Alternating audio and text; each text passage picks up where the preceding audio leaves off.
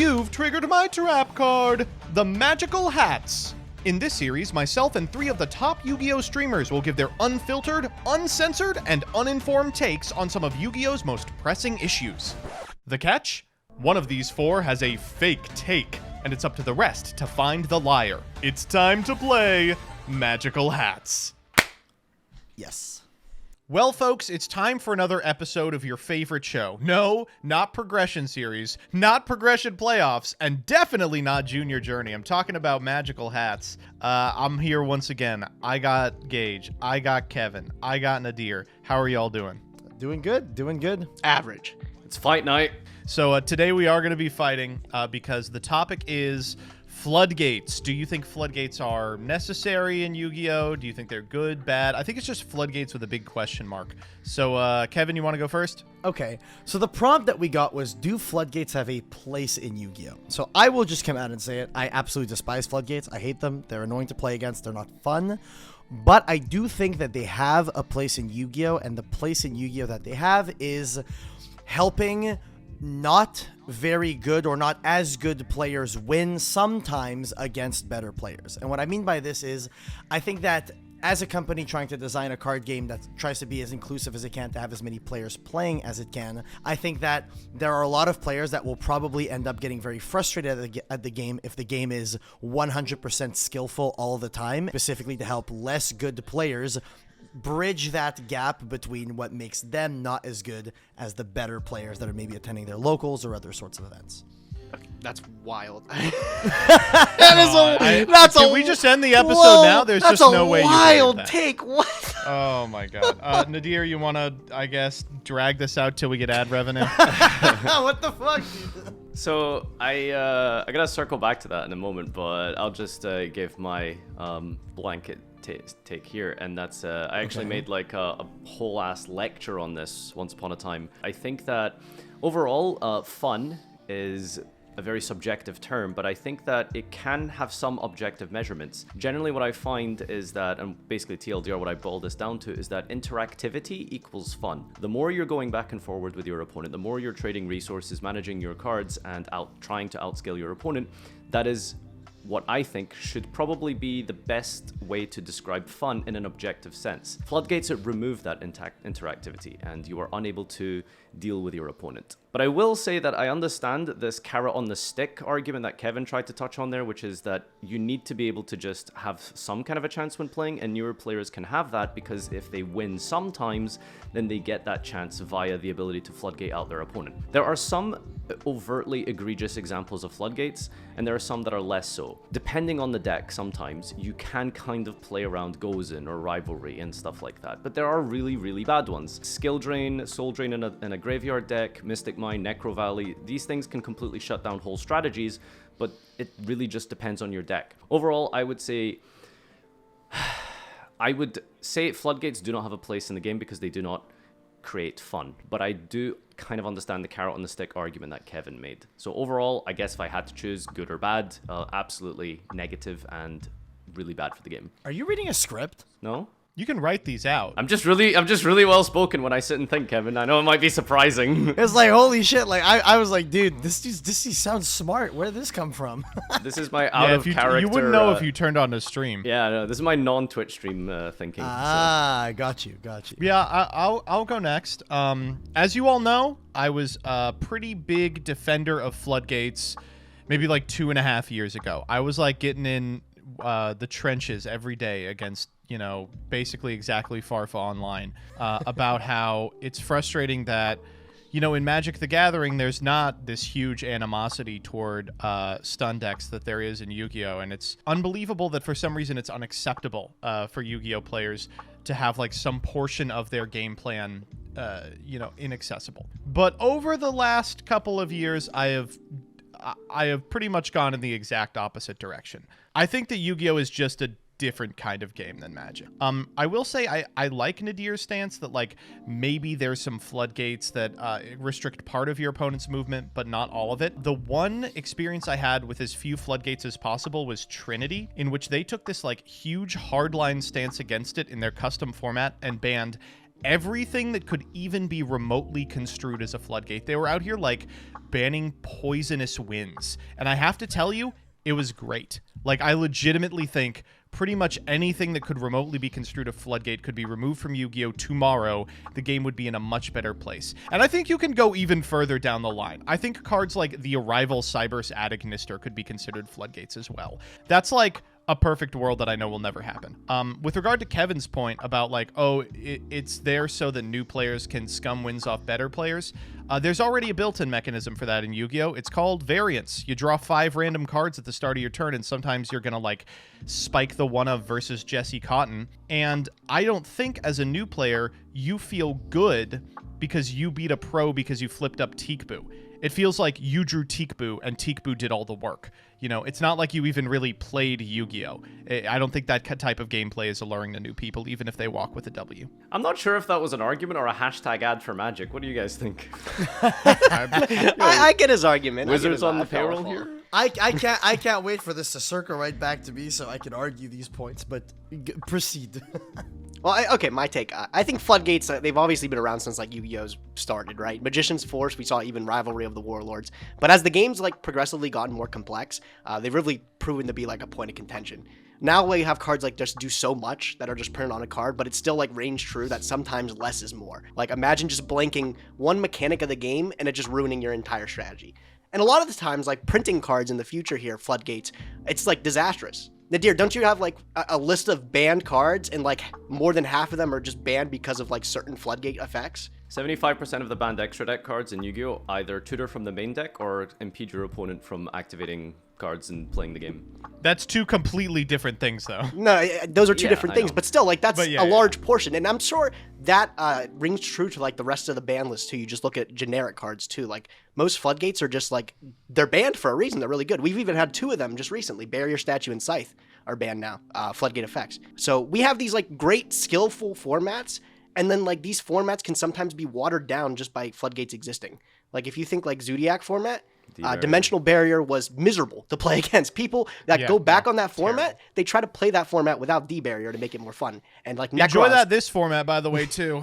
Necros with Jin is another one that just comes to mind with that. Miserable, right? And I think, like, altogether, Yu-Gi-Oh! Is a game that, like, thrives on its complexity, right? Like, it's really thrilling to watch somebody, like, break through a tier element board that's multiple disruptions, maybe just not, like, sitting on a floodgate type effect. And I think it's just been proven by the ban list and how little floodgates actually get released today, or how bad they are when they are, like see Mystic Mine recently. It's just not a great way to like approach card design.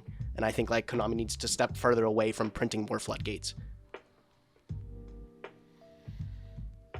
All right, go for it. I'm gonna immediately go for Kevin, actually, bro. Okay, Kevin, can I I'm sure explain- your can I argument explain? might be legit, but it is that is the dumbest crutch I've ever heard, bro. I want to explain. Just to be clear, like I'm not out here saying floodgates are good for the game. If you ask me, floodgates are bad for the game. The question was though, do floodgates have a place in Yu-Gi-Oh? And if I was to place them anywhere, I would place them there. The one thing that I will say that Joseph pointed out is if a newer player beats a pro player or like a less skilled player beats a pro player by flipping Teekaboo, they don't feel good about it. That is 100% wrong. If you look at... So the one thing that I will say, when it comes to casual players specifically, a lot of times they will absolutely hate FTKs. They will love lockdown strategies. You make a deck and you post like a YGO Pro replay video on YouTube tomorrow that summons Last Warrior from Another Planet, flip Anti-Spell, flip Mask of Restrict, flip Royal Decree and all this stuff. Casuals eat that shit up. They love it. These floodgates that are in the game, from a competitive point of view, absolutely awful. But for people that are not super competitive but sometimes want to like go to locals or something like that and don't win more often than not, a lot of times they'll resort to some form of stun strategy and will see more success with that stun strategy than they see when they're playing their normal regular deck. And from that position they'll be like, okay, I'm getting more wins, therefore I am having more fun. I don't think that's right I though. really Like I don't really believe don't it. think that's right. Like the Absolutely is. cards, I think- no, I these think floodgates. You know what the are best not- example Hold of on, that is? wait. You guys ever had someone disconnect against you in Masadu? Do you think to yourself, oh, I wish we got a good little back and forth? I'm like, we take those, baby. Easy. Clap, dude. He DC'd. Well, I think what you're misconstruing is I think the like cat with a mustache style meme tubers making videos about how they've locked every zone, and like people who want to play Yu-Gi-Oh but feel outclassed are two different kind of No, people. Joseph. Okay, Like, I just feel like these cards. Did you guys? Wait, Kevin. Okay, everybody else talk. Let me talk for a second. Okay,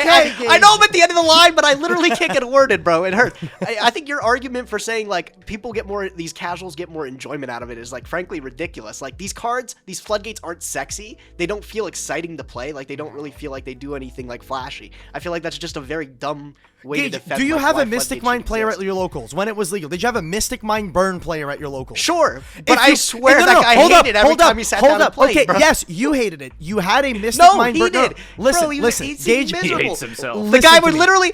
literally sit there and say, "I don't know what your deck does, just play." Okay, and Gage, then he here would is go to my- him and he I would have activate a follow-up mine. question. That Mystic Mind Burn player at your locals, give him the best deck of the format. Do you think he performs as well as half of the other people in the room? No, and like I Well, think that's any your player, answer. You well, have I your think, answer no, right there. but I don't think that makes him have more fun. I think any but player that's worth not their salt the- would be that's like, not the "Damn, question. That is not maybe the let me question. learn and get better." I think Gage, that's The where enjoyment argument, of the game argument comes I'm Gage, making do you is that think- it do you gives a think crutch it to has- less good players so that they can win against better players. Okay, Gage, do you think that floodgates have no place whatsoever in the game? Is that what you're saying? Do I think that? No, I think like if you go back to yours where you say when in moderation, when they're actually released with like proper testing, I think they're fine. But it's proven recently that they're just not capable of actually releasing a floodgate that's not like detrimental to the game. I do want to prod Nadir a little bit on that. You said like there exists some floodgates that like kind of restrict that, but are like okay. What are those? Well, like there's some decks that can play around some floodgates, in the sense that they are hurt by them, but they'll play them anyway. So best example recently would be like Shifter and Sprite. Skill Drain is a very popular one in like graveyard decks. But do you think that cards like Shifter and Skill Drain are like fine? No, I don't think they're fine. But I understand that sometimes they're not as egregious depending on what deck you're playing. I have one question. So, Joseph and Gage, you guys are in the camp of they do not have a place in the game at all, yeah? I am for sure. I think I also am, just saying. Okay, then I want to ask you guys your opinion on a card like Zombie World. Would you guys go as far as to say Zombie World doesn't have a place in this game? Because it is a floodgate, but is Zombie World a card that in a world where you ban all floodgates, you would want to see this card banned as well? I'm a hater. Yeah, I think that Zombie World has been the focus of these extremely unfun non-games in, I guess, branded specifically. Tierlament plays it occasionally. I get the zombie deck needs it. Sorry. Like, I apologize that Konami made your whole deck center around a floodgate, but, like, we banned Mystic Mind Burn from people. If we're going to the extremity of saying like, yeah, ban all floodgates for sure, like anything that's a floodgate effect, it's too much. Yep, I agree. I concur. So to be fair, I don't completely disagree with that either. I just wanted to like kind of get your opinion on that because I'm gonna be honest, I have no idea who's lying here. No fucking clue. I'm lost I as don't well. either. I feel like it's got to be Kevin. I'm- I feel like you put a little too much thought into it. I am not. I just wanted to like kind of give the like kind of like not the devil's advocate point of view, but like if we're asking do floodgates have a place at Yu-Gi-Oh, I kind of like dug in my head and was like, well, they surely have a place somewhere, otherwise they would have never been created. Gage, what was yours? My take was the same as yours, Joseph, where it's like they just shouldn't belong. They just can't seem to print a floodgate that's not extremely detrimental to whatever the game is at the moment. I mean, I gotta guess. I got one too. What I'll say, Kevin, is who do you think it is? I was gonna say I think it's Joseph because I have never seen Gage so much as play a floodgate with the exception of like Naturia Rose Whip, which was like a part of like a full combo, so it's like not the same. Yeah. Joseph played Flu. So like he's probably mourning the loss of Barrier Statue as we speak, bro. But ask yourself this: how many times did I go to bat for Flu as a competent strategy without Barrier Statue of the Stormwinds? I was constantly talking up how you can make boards even without that card. That's fair, but you also have played Phantasm Spiral, which is a deck that lives and dies by Tikaboo's skill drain and protecting it Yeah. with Sea Stealth attack, so... I think I have a guess. You all want to just throw some shit at the wall and see what sticks? I've had mine written down for it. Gage wrote my name down, and he's like, I'm not even listening to the rest of this conversation. Okay, let me grab my piece of paper, because I forgot to grab it again. Give me a second. Gotta make it a habit to write it on your hand like me. So do you go wash it off afterwards? Yeah, and then, but like it's like ink, so it doesn't go off really instantly after I have to wash my hands like over multiple days. So I just walk around with like Gage's name in my hand all the time. You have to jerk off and you look down at your penis and see Kevin. I have returned. Everybody ready? 3, 2, 1. It was me. I'm the imposter. Oh! What? Yeah. What? So give me a second to defend. I'm really glad you guys. Wait, who'd I'm y'all really glad you write? guys- Who'd y'all write? I wrote you.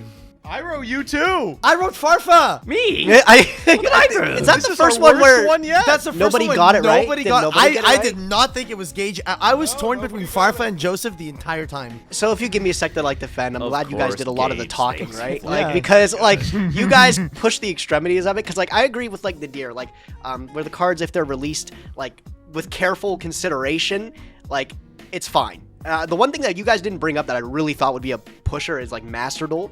I think in a best of 1 scenario, it's completely different. I'd be viscerally against it as well. But like in a best of 3 scenario, I think that just like involves a different level of deck building and consideration. Format Just draw the for not out, having huh? spell. I mean, I think also decks that are more flexible and are able to handle it are the decks that do rise to the top. And if your deck does crumble to a single like floodgate, well, that's just like the sufficiencies of your deck. Like Outcast is in there. not. That's your I fault. did not think it was Gage at all. I'm actually in shock. Nah. Kevin, The if you cards weren't the imposter, why did you bother playing at Devil's Advocate? Why would you do that? Like, Well, because that's something an imposter would do. Because I figured the way the conversation would go would literally be just like, yeah, I hate floodgates. Yeah, me too. Yeah, me too. Yeah, me too. And it'd be like, okay, so why do we hate floodgates? And we just sit around in a circle, jerking each other off about why we hate floodgates. Like you I was will like, do that any other episode, though. You'll do that any other episode. There'll be one bozo sitting there like, man, if I say this one wild take, weird. It's like everybody knows. Wait, the arguing part or the jerking off part? Bye-bye. Outro time? Outro time. Oh, Biden blast All is the right. outro. Biden Biden blast. Shoutouts to Dan.